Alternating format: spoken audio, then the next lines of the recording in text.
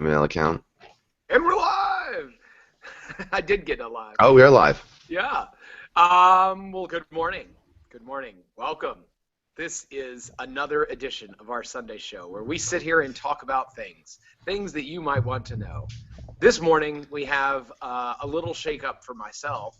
I am no longer in the shadow of the Gold Dome in illustrious Atlanta, Georgia, but rather I am in the heartbeat of our nation's oil production here in Houston, Texas, just outside of Sugar Land, Texas, out traveling the world, and I am still making time to be here with you people. A little bit form factor adjusted and no name across the bottom, but I am here, so I appreciate it.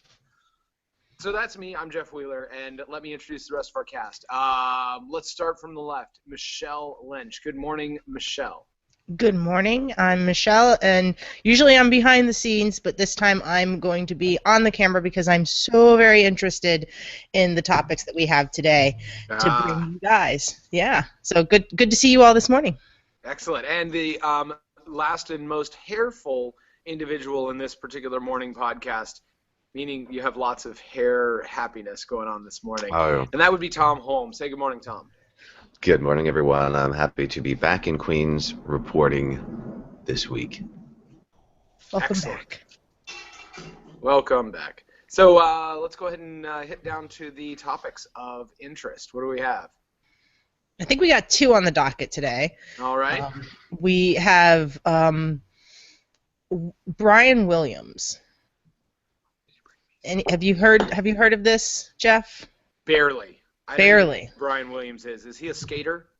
I feel like he's an ice skater. I feel like Brian Boitano. Okay. I feel like in this does day he and play age, football? Yeah, that you have to be playing football. Brian Bosworth. Oh dear. No, Jeff. None of these. Okay, explain to me, like I'm a 4-year-old, who Brian Williams is and why he is pertinent to my life. Go.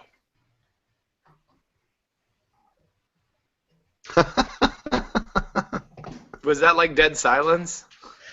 I thought that was perfect. It was well timed. Okay. End on the end of that? The end. Where's Frank? We usually have Frank here. Yeah. That's true. Oh. Or okay. The end of productions. He does a better job of explaining to the 4-year-old than I could ever do. But so at night, Mommy and Daddy like to watch television. Mm-hmm. And Mommy and Daddy watch television watching the news. Kids freaking hate it. We understand that. But on the news, there is this person that tells Mommy and Daddy stories. And Mommy and Daddy trust that this person's telling them good stories. Well, what happened is that this guy who was telling these stories told a very big story. And now he's getting caught in a web of lies because he told too big of a story. But wait, aren't stories always not true? Like Hansel and Gretel. That didn't really happen, right? Heidi was not really a person. That is so true. Right? So yes. He's a storyteller. He's supposed to be telling lies and untruths. With the one exception being what we call the news. The news is not really telling stories. They shouldn't be. He got caught telling stories instead of telling the news. That's exactly what happened. And they shouldn't be telling stories. Like, they should be recording history. It's the first recording of history. Journalism Can't is we have like a special symbol at the bottom whenever it's editorial or storytelling so that then take this with a grain of salt? Well, see, the problem is that they switch into storytelling so quickly that it would be like you'd see like flashes of it. Yeah, maybe like a perimeter of the television screen showing story time. Right? As it goes green. A little needle. Yeah, it's how much story it is and how much truth it is. So I explained to the 4-year-old, but Thom, you do a much better job of explaining to the adults in the room about Brian Williams and what exactly happened. The handful of adults in the room. So Brian Williams, a story that took place in 2003, which was he was part of a helicopter convoy, and the forward group, there was a helicopter that received enemy fire, RPG, rocket propelled grenade, and had to do a hard landing. And then the helicopter Brian Williams was on came later and landed with that helicopter that got shot down. And he initially reported the story and wrote the story as is. But over the years, over the ensuing 11 years, the story kind of evolved and changed to the point where it now was Brian Williams's helicopter that was fired at and had to like make an emergency landing. And so Brian Williams, Wednesday of this past week, apologized on the evening news because what had happened was the prior week he had told the story once more, and a lot of veterans groups, especially some helicopter pilots who were actually on the helicopter that did get shot, were angry, sent letters to the Stars and Stripes, which is a military newspaper. They investigated and reported on it, and eventually Brian Williams had to kind of whoopsie on the evening news. Wow. Why this is significant is Brian Williams has been the anchor for 10 years on the NBC News, taking over from Thom Brokaw. And a couple things. First off, NBC has a record of being a very pro-military news organization. I mean, most news organizations have to like wear the flag on their sleeves, but NBC is very strongly in their corner. So there's But that's left over from the days when they were owned by GE, and GE being a major defense contractor. So therefore, the muckety-mucks in NBC ensured that those people who were on the air were supporters of the military. Very valid, strong point. Nice. So there's that kind of, that A. But I don't know who Brian Williams is. Well, he's the anchor of the NBC News. That's all you need to know. I'm kidding. I bring in a good point at the same time as I got the. So, and he's been such a personality. I mean, he's beyond just the desk. I mean, he's a regular guest on The Daily Show, on the evening talk circuits. He's a personality. He is a face. He's a regular guest in the homes and living rooms of the American public. Mm-hmm. So yeah, he's definitely a personality. That's what you get. You feel like Ellen's right there too, just as much as any of the news anchors too.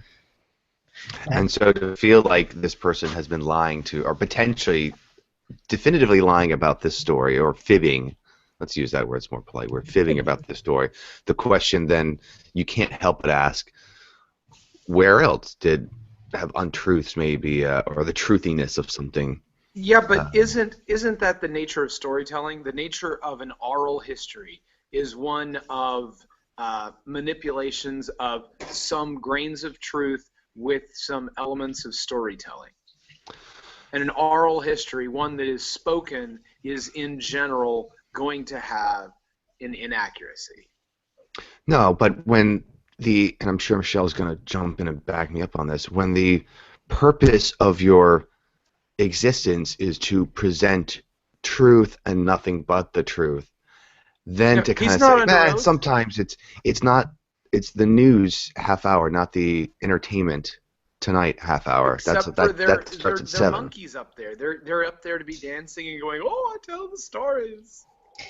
He's lost integrity. He's lost integrity. He should have. It should have been that he was not telling, because he does have responsibility to the American public, because that's his career. He chose that career.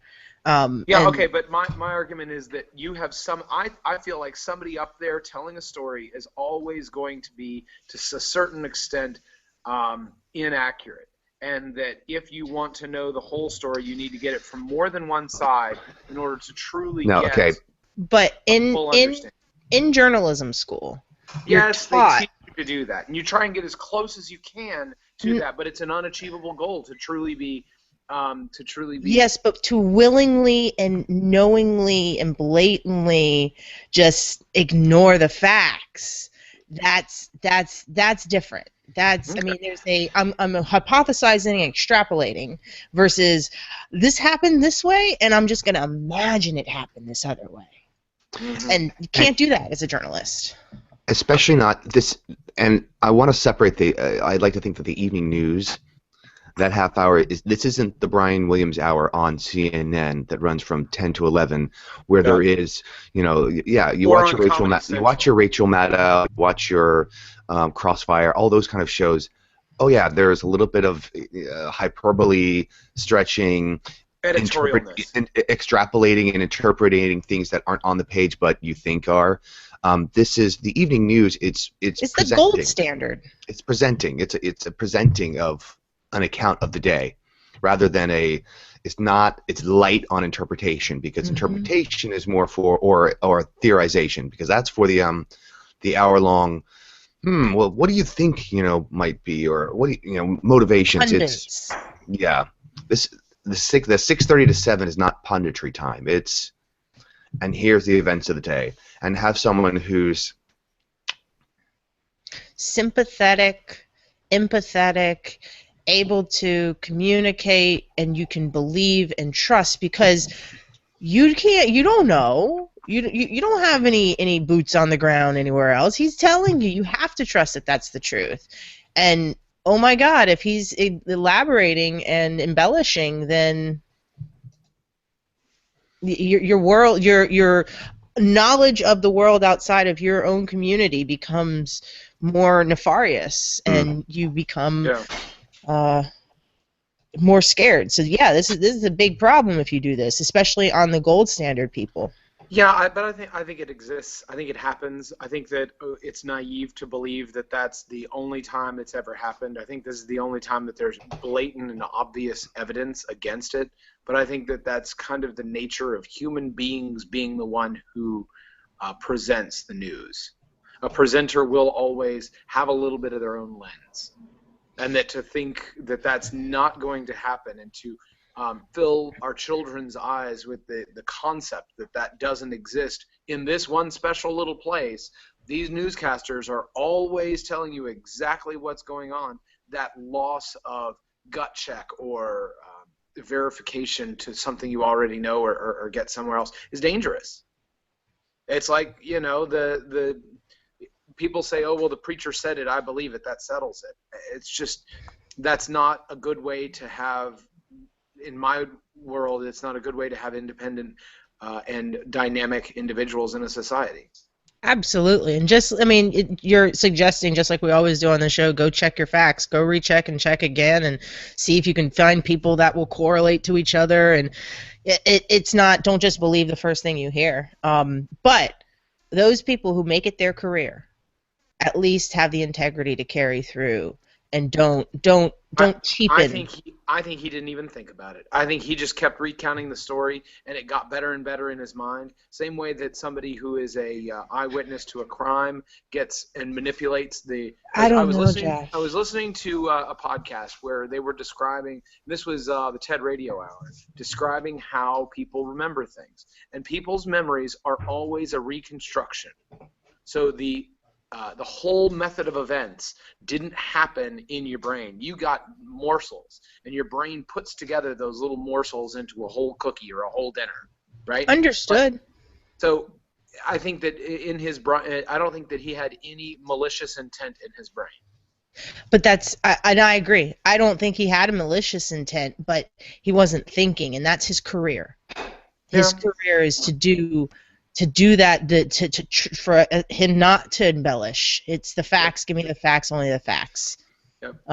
And I think he particularly had a role that he was supposed to play, but he didn't. And it was probably great for cocktail parties. He probably was the talk of the cocktail party. I'm sure. The cock of the walk. The cock of the walk. So is it on to my second uncle, third time removed? You related to him? No. Do tell. So there is another man in the news. His name is Thom Wheeler. My name is Jeff Wheeler.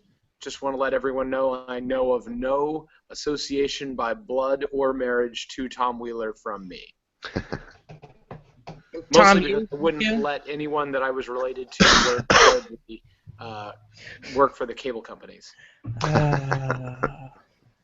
That is true. He did work. He was in the news because he was moving forward a Title II classification for the Internet, therefore making the Internet a utility. If the Internet is a utility, it would be regulated as a utility. Therefore, common wires would need to be able to be used by more than one provider.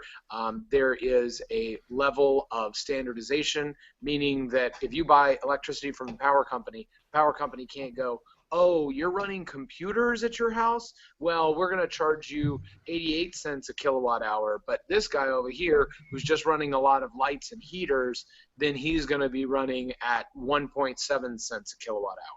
So the whole tiering concept that they've been moving towards with AT&T and Comcast and a few other guys have been working towards getting tiering agreements based on what the packets are. He's trying desperately to block that and keep that from becoming a part of the American internet landscape. Let me ask you a question, because I could if following the example of electricity, could they say, all right, well, we're going to charge you a rate per bit? Per bit? Yeah. And say, okay, it's going to be so according to that legislation, they should be able to charge you either by the total amount of usage or by the providing of such. Michelle, go. Oh, so he's actually, from what I've been reading, it looks like he hasn't expanded what he is suggesting to include the regulation, like we have monopolies on utilities, so the price regulation. It is not including that. What he's suggesting is to classify it as a common carrier, which is like if you think of the umbrella and then you go down deeper to get more regulations. This is just the top level. Basically, like you're saying, for the infrastructure, to be able to share the infrastructure. And so if you buy phone service from Windstream or you buy phone service from Verizon or AT&T, it goes over the same copper lines, and they consider the lines that provide that telephone service a common carrier to that last mile, if you will. But then you have to provide a dial tone to that phone line all the way to the last mile, and that's what your service provider is charged with doing, because it's inordinate in cost to have them put the last mile 6 times for 3 different cable companies. They'd have to put out 3 different sets of coaxial cable to your house, and that's not just inordinate in cost, but it's also a finite resource. Our Earth is a finite resource, and so the government they come in and they say, well, let's all work together on this so we don't get rid of every possible piece of ground that we have, or make it a better network. And the other one that they have brought up is that they're going to expand this to wireless. He is going to classify, and he has stated that he would classify wireless internet along the same rules and guidelines that wired internet is. So you buy Comcast at your house, and they aren't allowed to give preferential treatment to Netflix packets because Netflix paid them a bunch of money, because there was a slowdown at Comcast for Netflix packets, and Netflix was then required to pay extra money to do that, even though the end user bought the internet connection and bought what they thought was an X amount of speed. Comcast was slowing it down in order to get weasel some money out of Netflix. They said, not only are we going to do that there, but we're also going to do that in the wireless world. For example, on AT&T, AT&T did not allow for FaceTime on the cellular network when the iPhone 5 came out, or the iPhone 4 or whatever it was. They said, oh, that would cause too much network congestion, and you can only do that on Wi-Fi.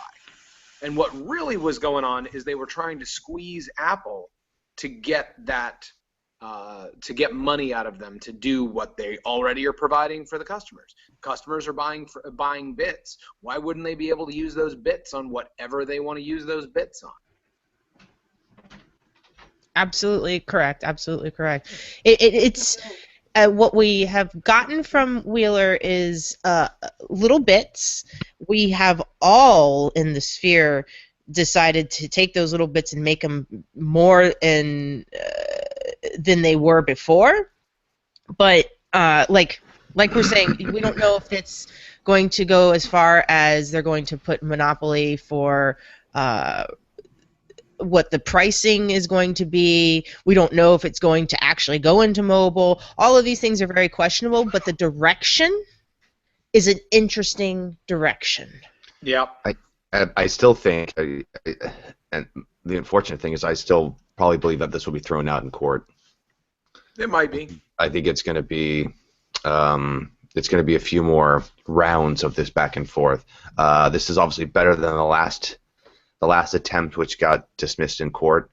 But I think. Well, it got dismissed because they suggested to use Title II. They said this should be something called a common carrier, and you didn't go down this path. So I think this is the path. I think this is. Sure. It has a lot of court history. It has a lot of, what do they call that? Legal history, where you Precedents. Precedents. Thank you. Where with the telephones and with terrestrial radio and things like this that we've already dealt with. So if we classify it into there, to me, this is the direction to go. It can be. They're getting the tools to do the right thing, or they could be getting the tools to make it onerous and impossible for small companies to start up internet service providers. Because if they just say your bits are your bits, right, then I in my building in downtown Atlanta should be able to buy unlimited bits at X speed and then resell that, right?